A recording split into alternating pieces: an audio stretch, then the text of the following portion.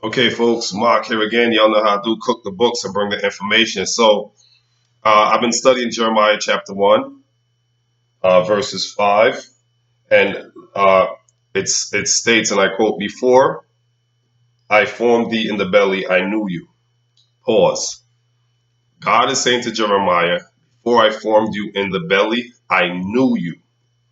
Knew is past tense. So if he's saying, "Before I formed you in the belly, I knew you," who is the you that God is talking about? Before I formed you in the belly, I knew you. What this tells me is that there is a pre-existence of every human being.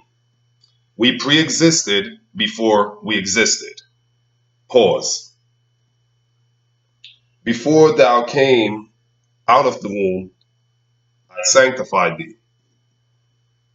I'm going to use modern language, modern terms. So before you came out of the womb, I sanctified you. Sanctify, it has a biblical connotation or a sacred connotation. It means to be set aside for some future task that is sacred, not secular. So we're gonna break this thing down didactically. We're gonna break it down, do an exegetical breakdown, and we're gonna get a correct interpretation, right? So before I knew you, before I formed you in the belly, I knew you, which lets us know there is a pre existence to our existence. We existed before we existed as we do today. We're going to discuss that. Uh, Before you came out of the womb, I sanctified you. So while you were gestating, going through the gestational process, that just simply gestational process is a fancy way of saying developing, being prepared, being cultivated. So while you're in the gestational process, I sanctified you. I set you apart for some particular sacred purpose, task in the future. I ordained you as a prophet to the nations. I ordained you. So I sanctified you and ordained you. Ordain means to commission, to give a decree, a command, a order, instructions. So I ordained you. So let's break this down. While you were being formed in the belly, even before, matter of fact, before I formed you in the belly, I knew you. So before, what this means is before conception, we existed in a pre-existing state. I'll say that again.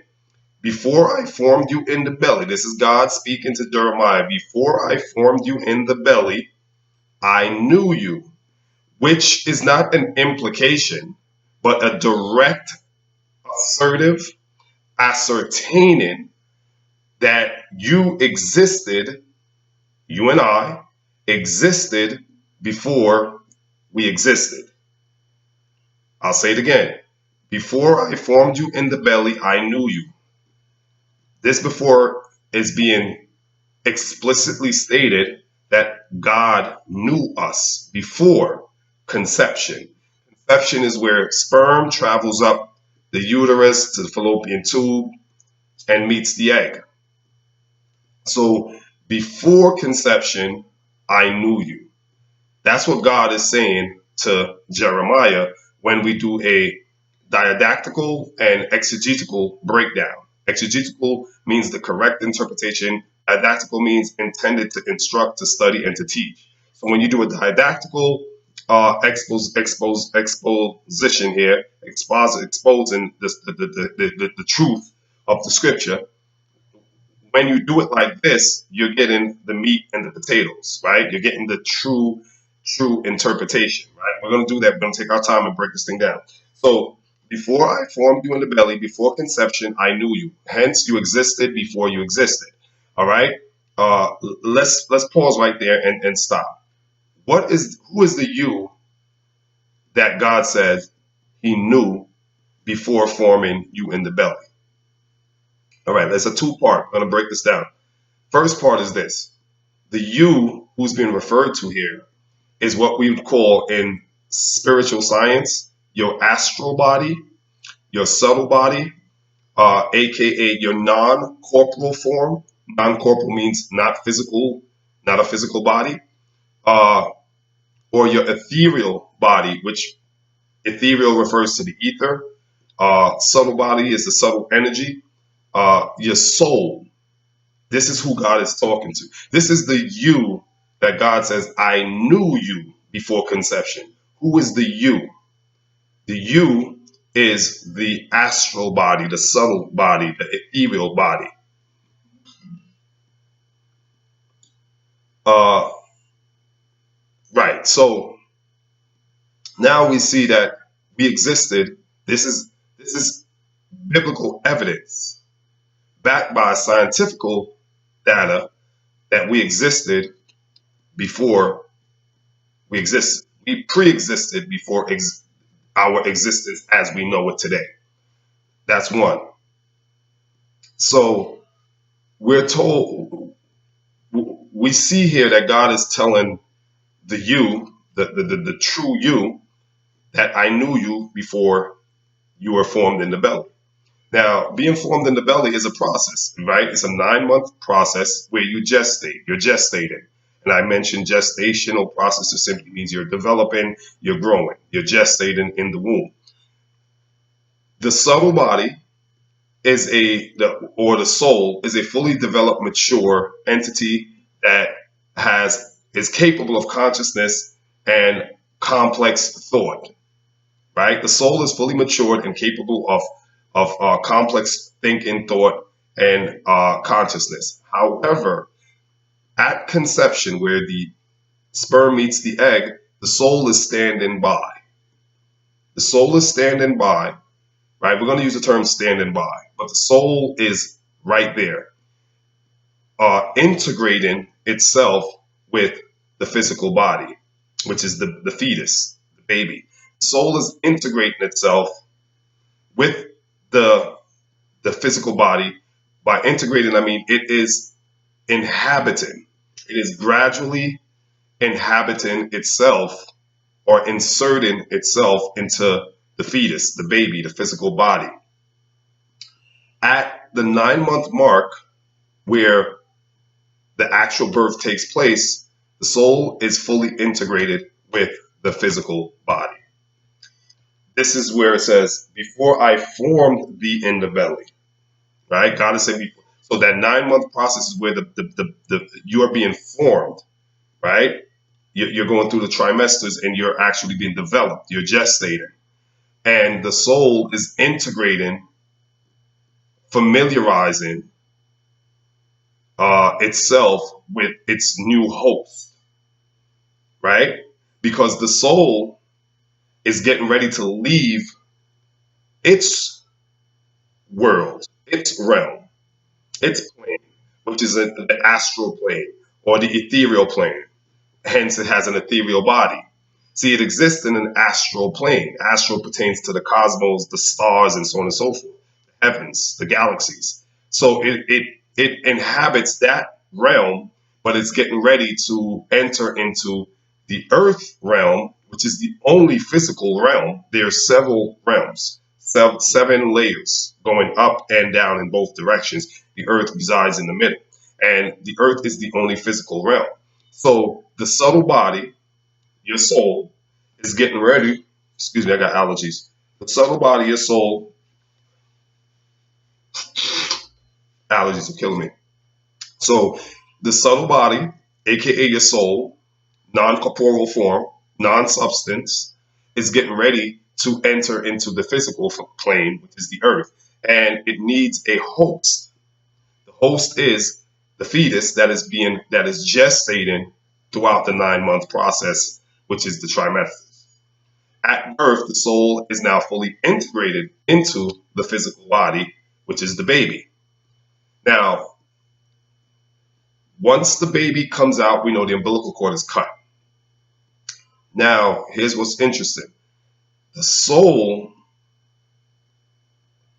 the soul has its own umbilical cord. Just like the baby has an umbilical cord that attaches it to the mother's placenta, and when it comes out of its environment, its matrix, right? The womb is the matrix for the baby.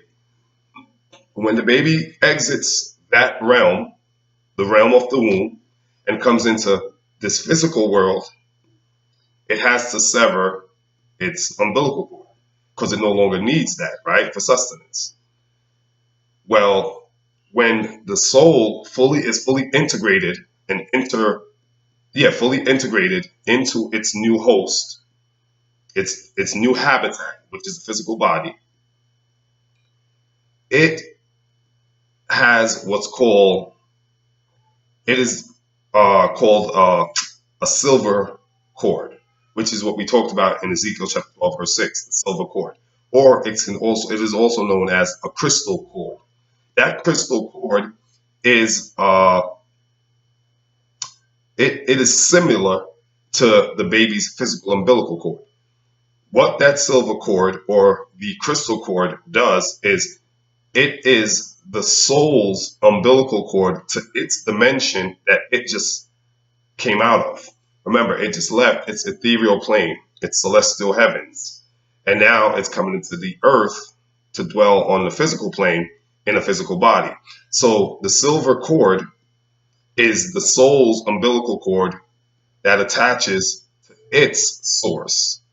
And its source, another term we use for its source is it's plugged into the I am presence. The I am presence is what, if you're Christian, we'll call it, we say is God. And I am simply means everything, present at all times. I am. Am is a participle of the verb to be. To be means to be in existence, to be present at all times, right? A constancy, always present, always in the present, never in the past, not subjected to the past or subjected to the future, always is everywhere. I'm in the past, the present, and the future. I am. And that's what God told Moses to tell the people, I am that I am, meaning I am everywhere and everywhere at all times, constant. That's what that means. So the soul enters into the physical body, leaves its plane of non-substance, non-material, non-matter, ethereal, astral plane, cosmic plane, the universal plane, and comes into this physical earth. And in coming into the physical body, it rather than cut, like the baby cuts its umbilical cord, right? When it comes into the physical world, the soul does not cut its umbilical cord. What the soul does, it does cut, it severs its connection to its realm because it's leaving its astral realm, its heavens or cosmic region, and it's coming into our physical region to exist again in a physical body. So it's severing its ties to its realm and entering into a new realm by means of us, a physical body. And what it does, it initiates its umbilical cord. See, it's interesting. When the baby comes into this realm, it severs its umbilical cord. It cuts the ties with the mother's placenta. The soul initiates its umbilical cord. It doesn't sever, it severs its connection to its realm because it's now limited to this realm and this body. And its memory of its previous life is completely erased. The soul's memory is blanketed completely. It has no recollection of its past life. Every now and then, there's a glitch in the system, in the machine, so to speak, and a person will have out of body experience. So some people will be able to tap into the subconscious and be able to say they remember, some kind of past life experience, right? Because people do have psychic abilities. There are those of us who have those psychic abilities, but those are the exceptions, or those are the few times that, again, there's a glitch, or God allows us to see some things so we can bring some things to this realm, right? To manifest some things into this world, which is according to his plans anyway. So sometimes we do have people with those abilities, but generally speaking, you're completely cut off from your memories of your previous life as an ethereal or a subtle body. But you're still existing as a subtle body with the physical body. And the subtle body, the astral body, which is the soul, is what gives life to this physical body that we all inhabit, that we all have. It's what allows us to be animated. It's what's the I think it's in the Hindu religion. It's called a prana. I think Sanskrit. Don't quote me on that, but it is called a prana. I just don't know what culture originated that term, the prana means life force or vital force, which is the soul. Soul provides us with the prana. So again, when the baby exits the womb, it severs its umbilical cord. When the soul exits its realm, it initiates its umbilical cord. Right? You see the it's an opposite similar effect. One baby coming into the physical world severs the umbilical cord. Soul comes into the physical world, it initiates this umbilical cord. And this umbilical cord is called the silver cord. And that silver cord stays with that child into adulthood and stays with us until death. When we die, the soul now goes back to its ethereal plane where it no longer need it. When we die, the soul comes to life. The spirit comes to life in its spiritual realm or ethereal realm. And at that point, the silver cord is severed. Because just like the baby severs its umbilical cord once it comes into the physical world, it doesn't need it anymore. Once the soul returns to its ethereal realm, it severs its silver cord or crystal cord, which is connected to the I am presence. Why? Because it's going back into its original uh, environment, atmosphere. It no longer needs that. Everything that the soul need in that atmosphere, it has. No different than everything the baby needs in the hospital when it comes out of the mother's womb, it has. So it no longer needs the umbilical cord. And interesting. So yeah, so the I am presence is the source that the silver cord is plugged into, right? And the placenta is the source that the umbilical cord is plugged into. So you can see the similarities opposite. One is physical, one is spiritual, but they still have the same concept, same principles. And so we again, Jeremiah chapter 1, verse 5, you can read it for yourself. We existed before we existed.